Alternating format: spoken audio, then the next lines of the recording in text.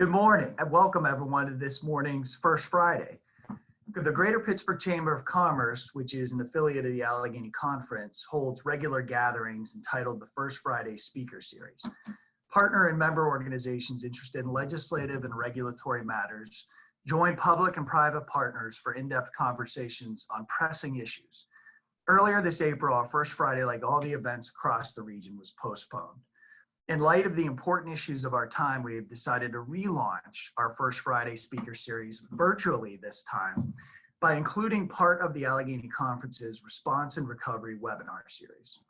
On behalf of the conference and our affiliated organizations, we want to thank the sponsors of this program and all of the Allegheny Conference Response and Recovery webinar series programs: Peoples, Giant Eagle, Highmark, and UPMC Health Plan, and our 300 regional investors. We want to thank you for your support, which allows us to produce Allegheny Conference's Response and Recovery webinar series. I would like to particularly call out our First Friday Speaker Series sponsor, Peoples. Thank you for your continued support of this particular series, your continued support of the work of the conference, and also want to thank particularly your former CEO Morgan O'Brien, who is the chair of the chamber and has been a steadfast supporter of our efforts over the last couple of years, in particular while I have been at the chamber. Today, we're happy to host U.S. Attorney Scott Brady for a look at the work his office has been doing to protect Commonwealth residents from COVID-19 related fraud and abuses. Scott is no stranger to our region. He, prior to assuming his current role, he was the head of litigation for then Federated Investors. He also served as an assistant U.S. attorney in Pittsburgh from 2004 to 2010, where he prosecuted white-collar crime, violent crime, and drug trafficking offenses. He also served as an associate at Jones Day and at Reed Smith, where his practice focused on multi-district litigation, white-collar criminal matters, and internal investigations.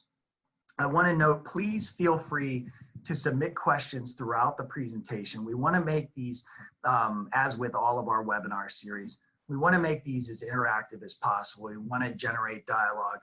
We want to make sure that your concerns, your questions are addressed by all of our speakers. So please feel free to submit those questions throughout the presentation. We'll get to as many of the questions today as possible. And really just want to thank all of you for your past support of our First Friday series, your continued support of the Conference Response and Recovery webinar series, and your continued support for the work that you do every day, day in and day out in our region. We're going to come out of this pandemic stronger and emerge as a region, as we always have, working together collaboratively, public and private sector working together, bipartisan, Democrats and Republicans, and particularly one thing that I'm proud of, our partnership and collaboration with our friends in labor. Darren Kelly, who runs the Labor Council here in Southwestern Pennsylvania, we have a very strong partnership, and we're always looking for ways that we can work with our friends in the labor community. So we will come out of this through that collaboration stronger than we went into it. And so without further ado, I'm going to toss it over to U.S. Attorney Scott Brady. And Scott, thank you for your leadership in this very difficult time. It is most appreciated by the business community, the nonprofit community, philanthropic community, and everyone who resides and works in this region. So without further ado, I'll toss it over to Scott. Thank you. Great, thank you, Matt. And thank you everyone for joining this morning. I know everyone is busy, and first off, I just want to thank you for your leadership in this region. You know, Governor Wolf announced yesterday that while the specific plans for the implementation of the phase and the lifting of shelter-in-place restrictions are still being decided, that he called out Southwestern PA for the great work that we have done on flattening the infection curve and contagion. And that's a testament to you and your leadership with the organizations that you represent. I know we all have the same goal of keeping our employees safe and their families and loved ones safe. We're doing the same thing at the U.S. Attorney's Office with a new paradigm that we've never really experienced, since we are the trial lawyers of the Department of Justice and expected to be in court every day. The same with our federal partners and federal agencies. But thank you for your leadership. Thank you for taking the time this morning. So I want to save time for Q&A, certainly, but I want to give you an overview of what we've been doing and talk about a couple things specifically, including some of the advanced payment schemes we've seen that have been attacking the business community, and highlight some of the private sector partnerships that have been incredibly successful in our ability to disrupt COVID-19 related fraud. But first, let me just back up and kind of give you the overview of our office's work in this space.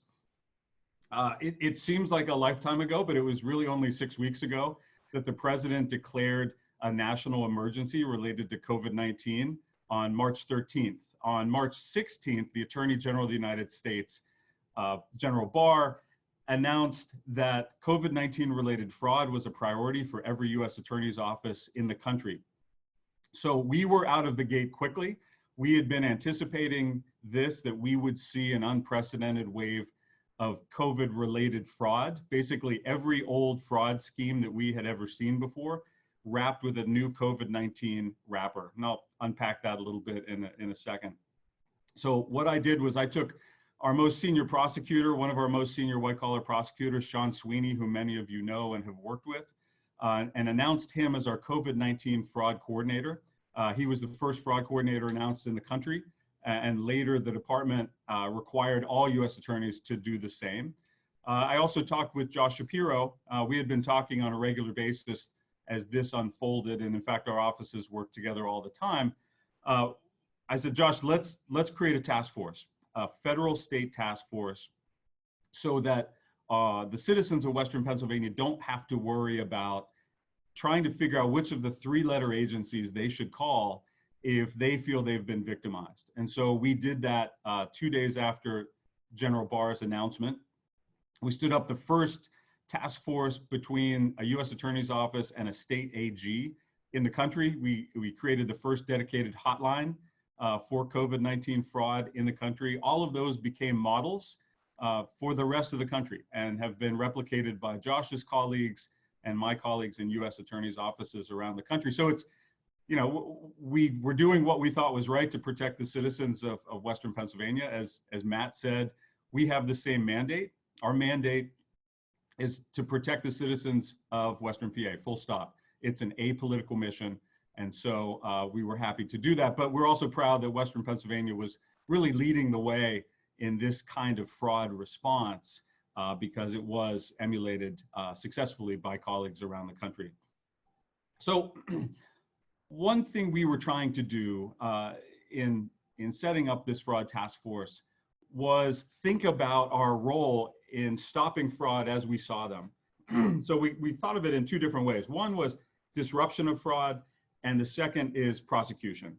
Normally, when we have information about a crime, federally, state, often in white-collar context, it's reactive. Something has already occurred. So we trigger the usual resources, federally, FBI, Homeland, Secret Service, and we do an investigation, we announce a prosecution, and the court case begins. In this space, we thought it was important to prioritize disruption. So if we could stop fraud from happening and from taking place, that was our priority. So in that regard, we were trying to identify websites that were fraudulent and shut them down, disrupt this advanced payment scheme fraud, and we've done that successfully. Do all of those things in the near term to stop people and businesses from being victimized, recognizing that downstream we would have the opportunity to do a traditional investigation and prosecution. So we've been prioritizing disruption, and we've had a number of wins in that space, which I'm very proud of. The fraud we're seeing really falls into 4 buckets, and we can unpack any of these in the Q&A. And really waves, but waves is a bit of a misnomer because the fraud continues. So first was price gouging. Right out of the gate in the middle of March, late March, we saw a lot of consumer price gouging. Josh did a nice job setting up his price gouging hotline. He has better tools for that than we do federally, so he took the lead on that and sent a lot of cease and desist letters, as I'm sure he told you about when he was with you. The second was the targeting of individuals. And we saw this through every means possible, from websites to fraudulent apps that were created and downloaded by unwitting and unsuspecting consumers. We saw this through an explosion of emails, especially, and text messages, and also calls, direct calls to consumers. And remember, fraudsters in many countries, especially in Eastern Europe, this is a business. This is systematized. They have call centers where people have quotas, just as if you were working for private industry. And so they don't care if they're able to take $100 in Bitcoin from someone or $1,000 in Bitcoin. It's a volume business. So we saw the targeting of individuals from fake test kits, claims of fake cures and vaccines. There were hotspot maps, both online and even apps that were downloaded that were only a view. They looked legitimate. One was labeled as a Johns Hopkins hotspot map from Johns Hopkins Medical Center. Turns out it was created in Russia, and it was downloading malware to steal people's banking information and PII. We saw fake charities stood up. And we heard citizens who received calls from people claiming to be from the federal government saying, we'd like to expedite the deposit of your stimulus check, or we want to make sure that you can get a home COVID-19 test kit sent to you and it'll be covered by Medicaid. We just need your banking information and we need to confirm a couple things for you. So, excuse me, we saw all of that happening, and that continues to happen. And then the third wave was really the targeting of the business community and the medical community in these advanced fee scams. And just to unpack that a little bit, what we saw and what undoubtedly you have experienced is as PPE became more and more scarce, people had to go outside of their traditional distribution channels. And so as this supply chain disruption occurred, fraudsters were filling that vacuum. So whether medical centers, hospitals, state and local governments, police departments, as they, again, went outside of their traditional distribution chain, they were trying to identify brokers who could put them in touch with these scarce PPE, especially masks. And fraudsters would go in, represent themselves as brokers, having some access to masks, usually overseas, maybe in China, maybe in the Middle East, and they were trying to broker a deal, asking for an upfront payment. And sometimes because of both the need and the speed with which things were unfolding, there wasn't time to use third-party verification companies to make sure that the masks or PPE was either authentic and legitimate and actually existed. And so we've seen an absolute explosion of that. And even here in Western Pennsylvania, we've seen state and local governments that have been targeted, local police departments, local hospitals, and universities. We have active investigations into those schemes in all of those spaces. One, just to highlight very briefly, we had a great success in a disruption that made national news. It was probably the largest that the department has disrupted yet. There was information that was put out by SEIU on the West Coast about a potential source of masks. Were advertised as legitimate 3M masks, 39 million masks that were in a warehouse in Georgia and in the Middle East with a Kuwaiti company. A broker from Australia had connected with a Pittsburgh businessman who was trying to broker deals to a number of hospital and governments. As it turns out, that we were given that information, we investigated that, and were able to disrupt it. It was a fraud. They were asking for 40% upfront payment on those masks. So Kaiser Permanente, which is a large healthcare provider in California, was poised to purchase 6 million of these masks. They would have paid, even though the 40% would have been $7 or $8 million. The total amount could have been $78 million if all 39 million masks had been paid for. Again, there was no verification. They were really squirrely. That's a legal term of art, by the way, squirrely, about giving payment information and identifying where the masks were located until the last minute they wanted to effectuate the transaction. Again, we disrupted that, protected consumers and the hospital systems from losing scarce resources in a time of great need. Just briefly, to highlight some of our private sector partnerships, this has been an unprecedented crisis for all of us, and we have been incredibly pleased. We have great relationships with the Department of Justice, our federal agencies, and partners in the private sector. But those have really come to the fore in this crisis. I have talked with leaders at Highmark and UPMC. We continue to talk with their fraud departments on a regular basis, and they alert us to frauds, and we work closely when they are being targeted because we want to protect those critical, the critical healthcare infrastructure that's keeping us all safe.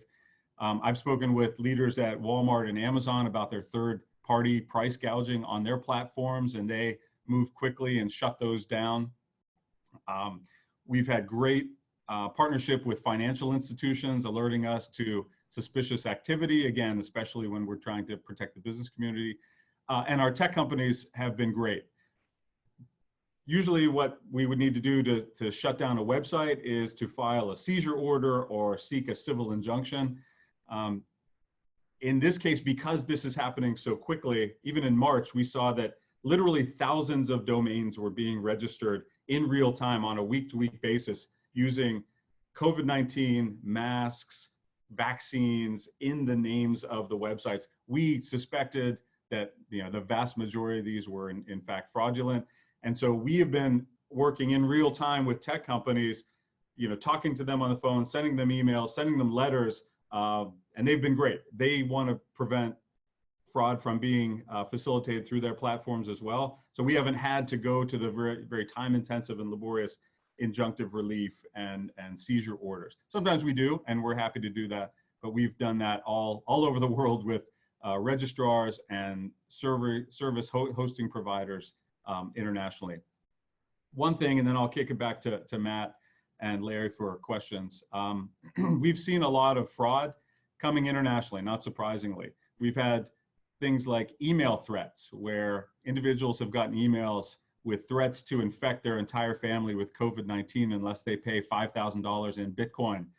We've tracked that back to India and told the citizens that they have nothing to be concerned about. I mentioned the 39 million masks from Kaiser Permanente scam. That was in Kuwait and Australia.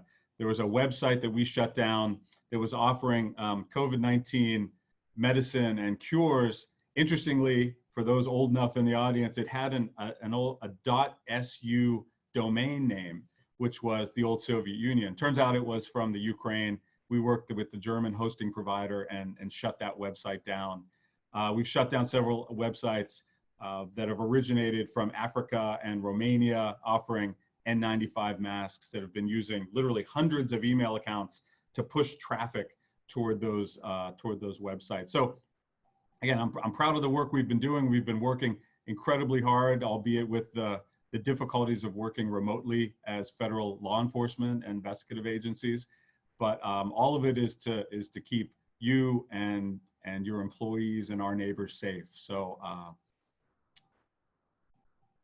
I'll kick it back to Matt for any questions.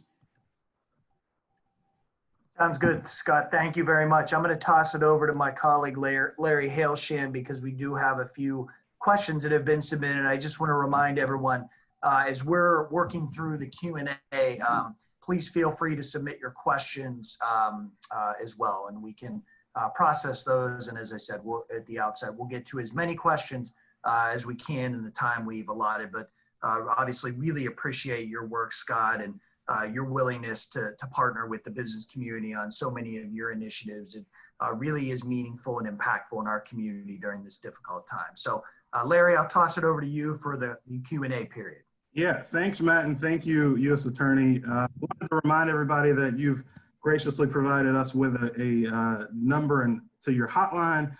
So folks who are interested in reporting fraud with the U.S. Attorney's Office, please take this information down. This information will be available on our website as well. So we'll move into our Q&A portion. We have a couple of questions that have been submitted.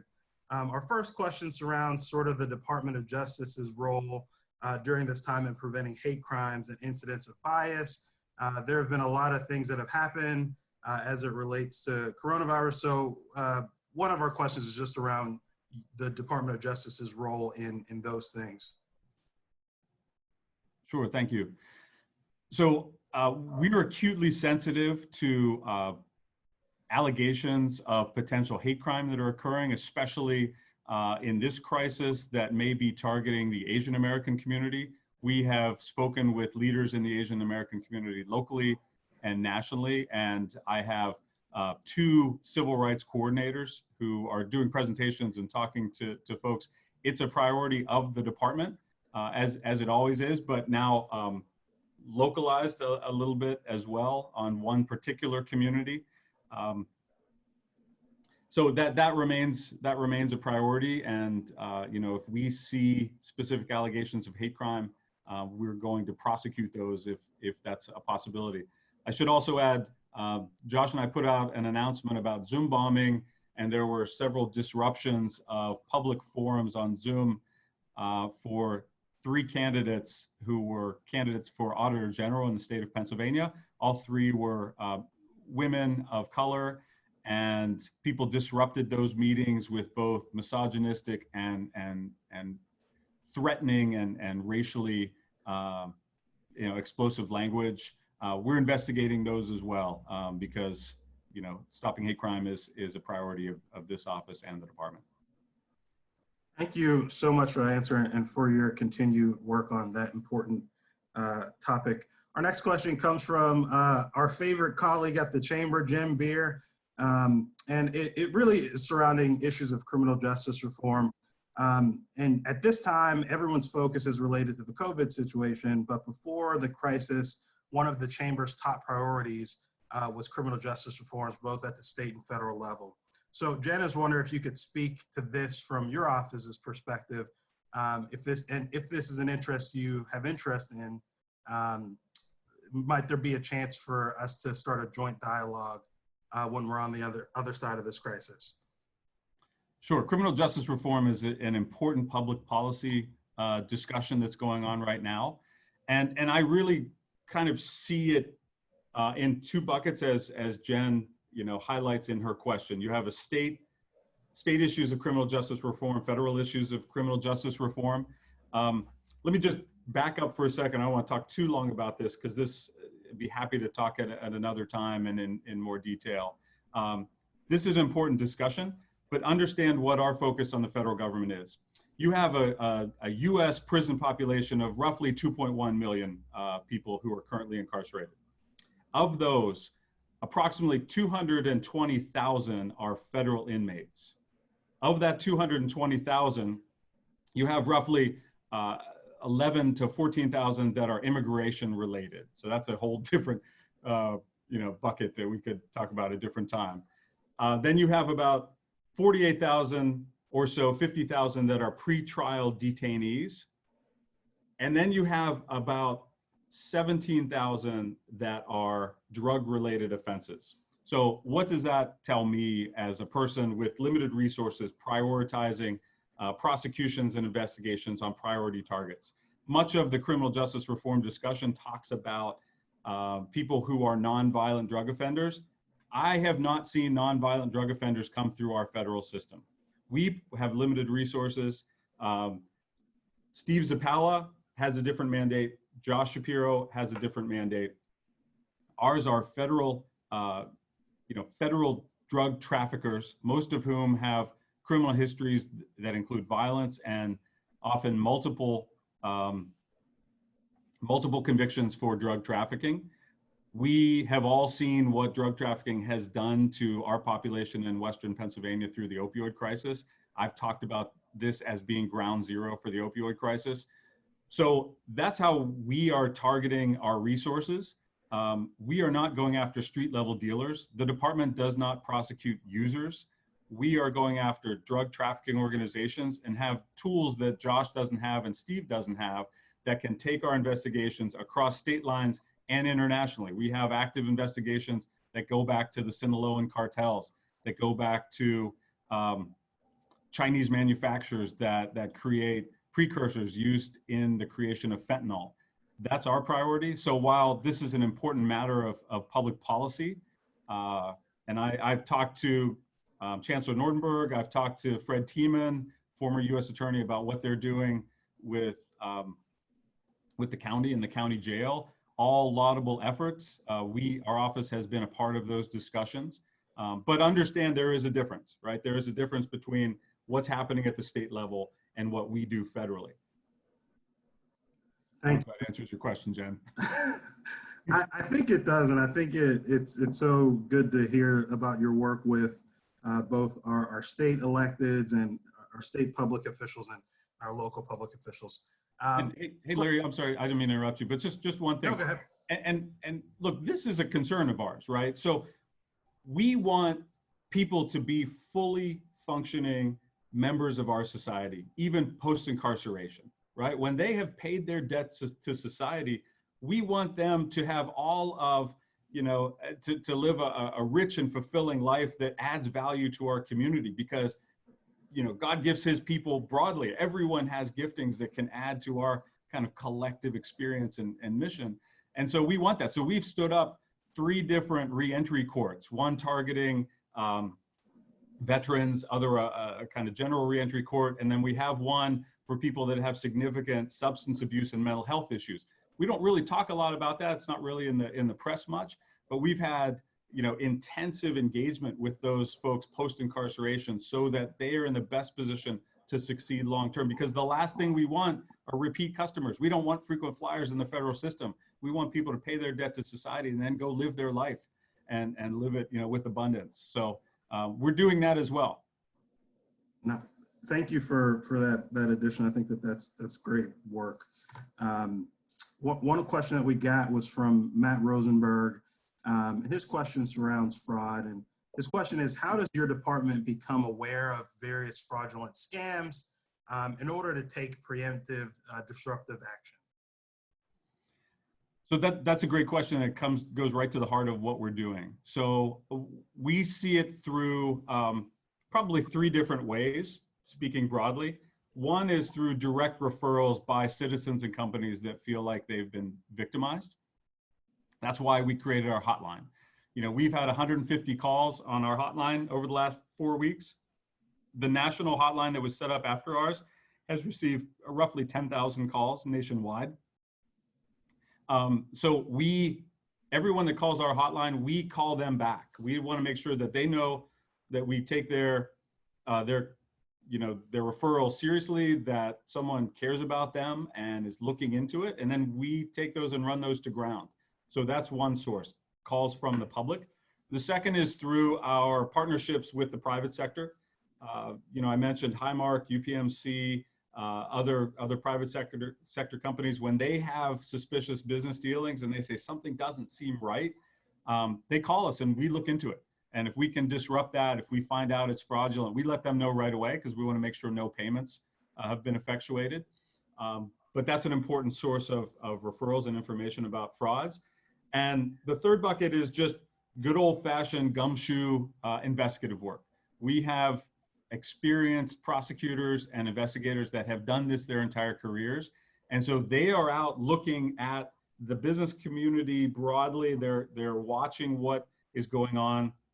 Many of these brokers are on social media platforms, some public, some not. A lot of them are using WhatsApp and other secured and encrypted sites and apps. Also, we're just seeing what is out there online, because that's really the greatest vehicle for some of these frauds. And as I mentioned, we're looking at what's being registered with domain registrars. We're looking and doing searches and trying to shut those down in real time. So really, all of the above. And along the same lines of that, is there anything that's, obviously you can't speak to current active investigations, but is there anything that surprised you how in this process that's happened during the pandemic? New ways that folks have gone about these things or anything like that? Well, I wish I could say that I've been surprised, but sadly, no. And I don't mean that to say, we, the federal government, are omniscient and understand all these things, but we've seen waves of fraud like this before after disasters. We've seen it after Hurricane Katrina.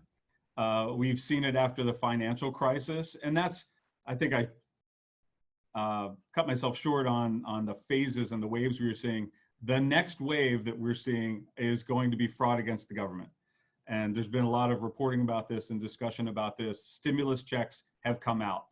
As we saw post-Katrina, post-2008, people create fake identities. They create fake businesses. They inflate, the number of employees they have to get SBA bridge loans and financing through the SBA.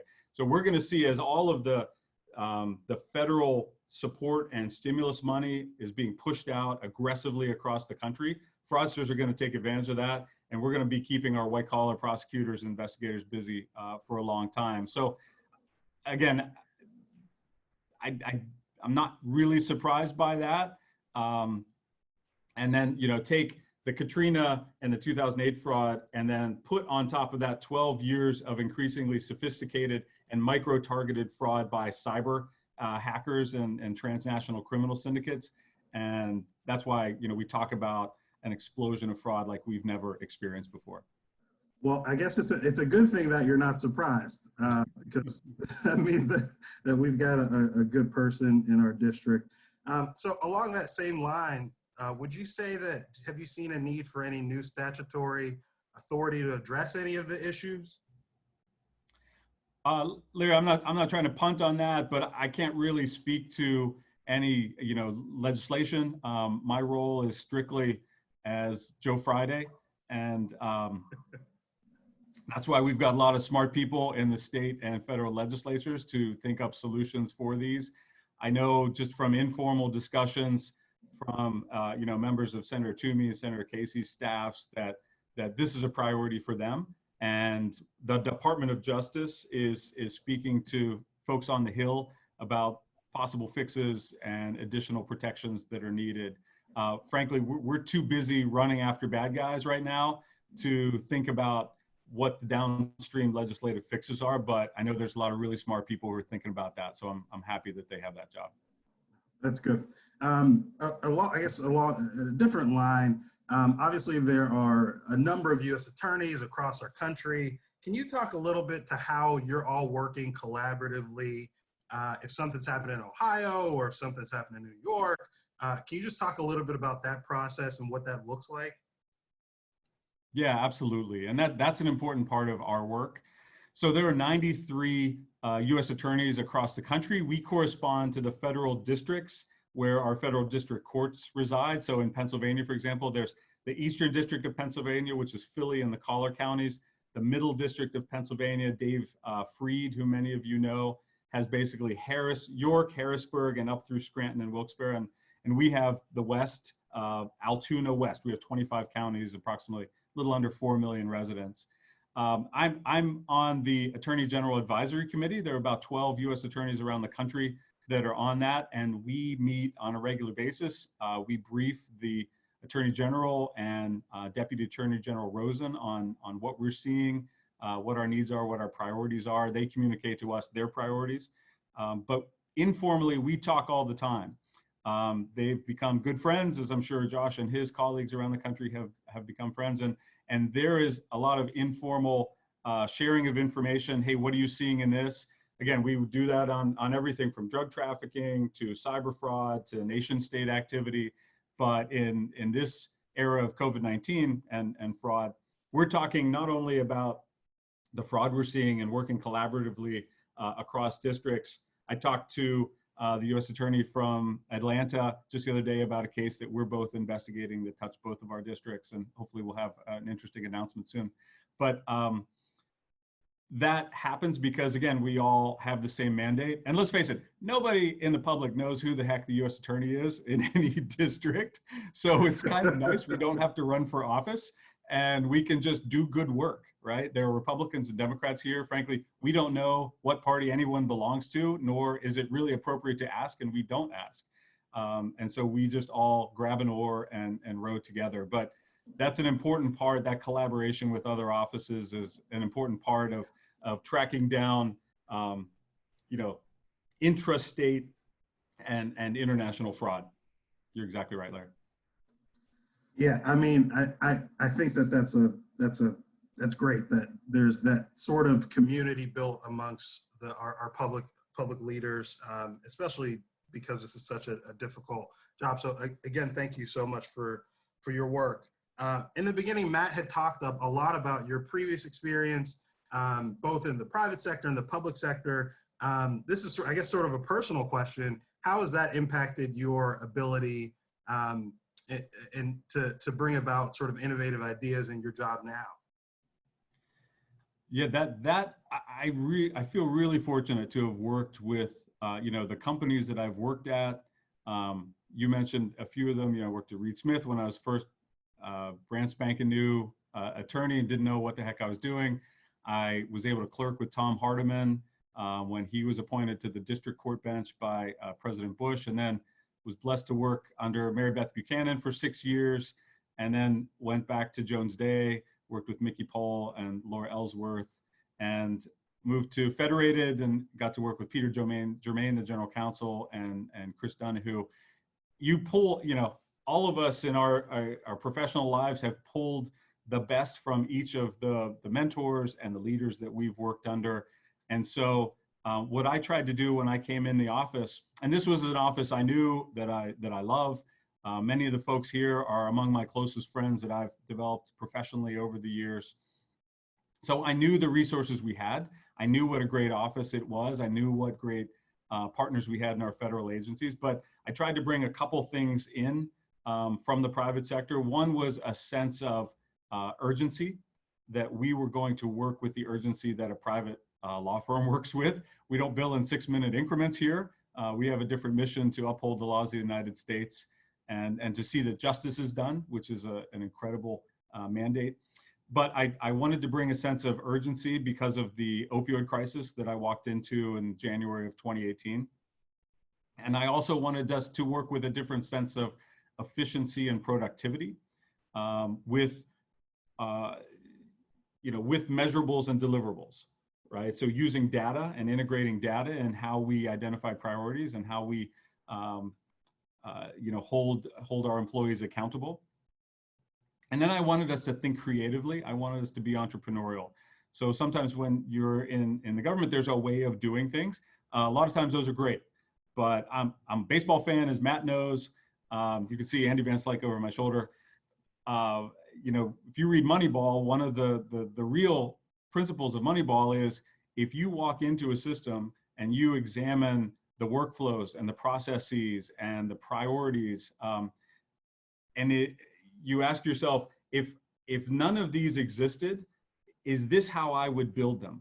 And so I challenged our leadership, and I put a new leadership team. I restructured the office according to how I thought we could best effectuate the president and the Attorney General Sessions' priorities then. But I challenge all of us to look at all of those things. And some things, frankly, I blew up because we just needed to do it a different way, not for the sake of disruption, because as you all know, there's a cost to disruption. Disruption cost against expected productivity and output is a real metric that we all need to be aware of. But in doing that, I think I challenged our folks, and especially the new people I brought in. We have about 60 attorneys or so, and I've been able to hire 20 new AUSAs. Now, part of that might be because a lot of people didn't want to work under me, so they left. That's a different issue. But the great thing is you bring in with new people, you bring in dynamism and ideas and excitement. And so we've been trying to capture all of that and just push into new areas that we've never pushed in before, from domestic violence to human trafficking. We're doing grants in a completely different way.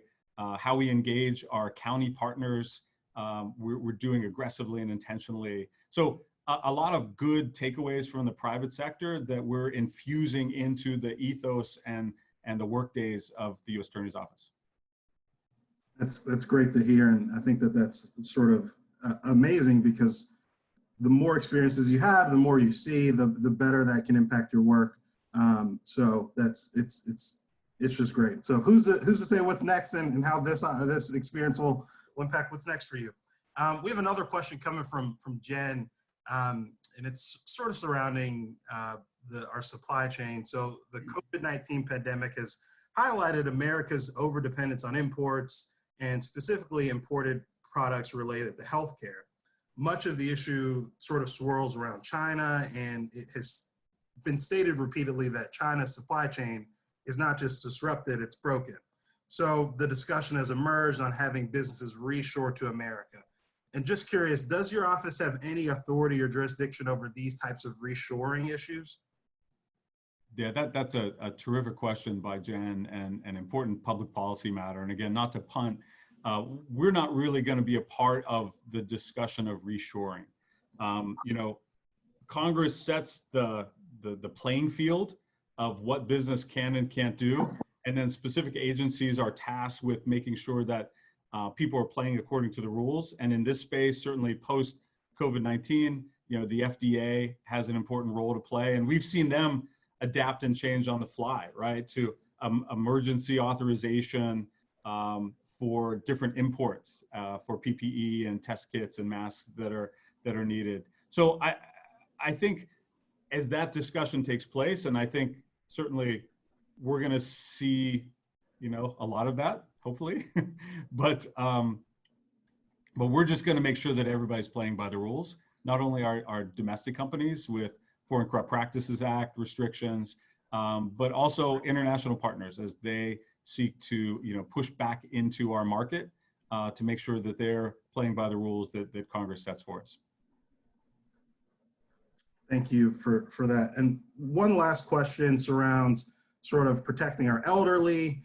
Obviously, elderly individuals are more susceptible to a lot of the cyber crime that's happening. So do you have any tips for us on how to protect our elderly friends, you know, coworkers, family? Yeah, we have had an elder fraud initiative in our office that kind of got drowned out a little bit by the COVID pandemic. But protecting our seniors is one of our most important mandates. The Attorney General, General Barr, talks about that every time we meet as the AGAC, the Attorney General Advisory Committee. Not only with the urban centers and areas that get most of the federal resources and attention, but also to rural areas that sometimes, just because of the limitation of resources or the footprint of some federal agencies, don't always get the attention. So we have been out, I have an elder fraud coordinator. We've made that a priority, and as I'm out in our counties, in our 25 counties, to talk to folks, not only the local DAs and police departments, but the chambers of commerce and the papers and media, trying to raise awareness of elder fraud issues. With COVID-19, it's many of the same tips that we have shared with our parents and seniors in our communities. You know, and I make a point, especially during this crisis, to say no one from the federal government is ever going to call you and ask you for your bank account information. Nobody's going to call you for your social security number. They're not going to email you and ask for that. So please, if you see that, hang up. Don't respond to your email. Don't click on a link or an attachment. That's just not how the federal government works. We're not nearly that agile. So those kinds of, you know, the cyber hygiene, make sure that their software and antiviral protections are up to date, because as new malware, you know, scams are identified, that information is shared in real time between the private sector and the public sector and the private sector. And so those updates, those patches are usually because of new malware schemes that we've uncovered. And then the antiviral software is updated to protect those, because the URLs are specific to different scams. So I think it's just important to be in contact with our seniors and have that dialogue and say, look, don't send money to people unless you know who they are, right? If you have any question at all, you know, hang up the phone and call your son, your daughter, your neighbor, and or just if you get some solicitation by email and you're just not sure, hang up the phone, look up, you know, PNC or Dollar Bank or First National customer service line and call them directly. Don't use the number that's in the email. You can still get what you need done if it's actually legitimate, but take that extra step to protect yourself. Yeah, I think that's something that's so important. So thank you for your work on that. I mean, we saw that one of the judges on Shark Tank got hustled into sending $100,000 somewhere, and if it could happen to anyone, you know, it could happen. It could happen to anyone. So with that, thank you so much, U.S. Attorney. I'm going to call Matt back to the stage so he can wrap us up. Thanks, Larry. And just want to thank you again, Scott, not only for joining us today and offering your insights and really valuable and important information to individuals and to businesses and other organizations in Southwestern Pennsylvania, but also the work that you've done in the U.S. Attorney's Office since you've assumed that post. And specifically, you mentioned it throughout the presentation today, the work that you've done in collaborating, up and down levels of government, the work that you've done with Attorney General Shapiro, the work that you've done with your colleagues in the Department of Justice and other U.S. attorneys' offices has just been amazing, and we really appreciate it. So I want to thank you both for your work and for joining us today. Also want to just give another very special thank you to Peoples, who, as I mentioned at the outset, is our First Friday sponsor for this particular series. They've been a steadfast supporter of this series, and we really appreciate your commitment to our work. I also want to note, as many of you know, we've talked about this before, the Allegheny Conference launched a website that we hope serves as a resource for all of you and is a repository of important information, resources, policy updates, and different ways that you can help and get involved in supporting our community and those in most need. And we want to make sure that we give another nod to the website. As you can see, it's www.alleghenyconference.org/COVID-19. And as I said, it's up on the slide deck right now, and we hope that you will utilize that website. It is updated frequently as we view one of our most critical roles, particularly during the emergency pandemic phase, is getting information into your hands that you can use. And we know that there's so much information coming out from various levels of government, from various sources, and we just want to make sure that the community, the idea with the website was to make sure that our community and our region has the information and as close to real time as possible and in a very practical and useful way. So that's how the website is designed. We think it's meeting that purpose, and we think it provides really critical information to all of you, during this time that will help everyone, from the business community, the nonprofit community, individuals, navigate this unprecedented pandemic that we're facing right now.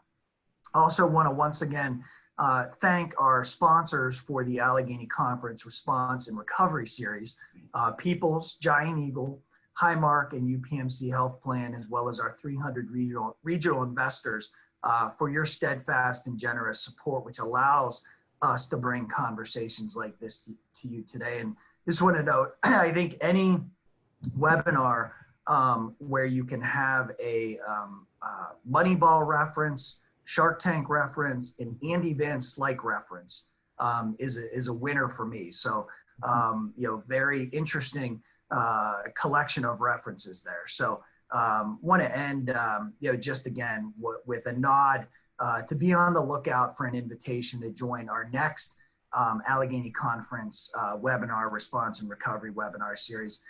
These will continue to be rolled out. As I said, we're looking to provide you with real-time practical information. And so thank you again for joining us for this return of our First Friday series. Look in your inbox for an announcement on the June First Friday speaker series. And again, thank you to U.S. Attorney Scott Brady, both for joining us today and for the great work that you continue to do in the United States Attorney's Office here in the Western District of Pennsylvania. So thank you very much. Thank you all again for joining us. Be safe and be well. Thank you.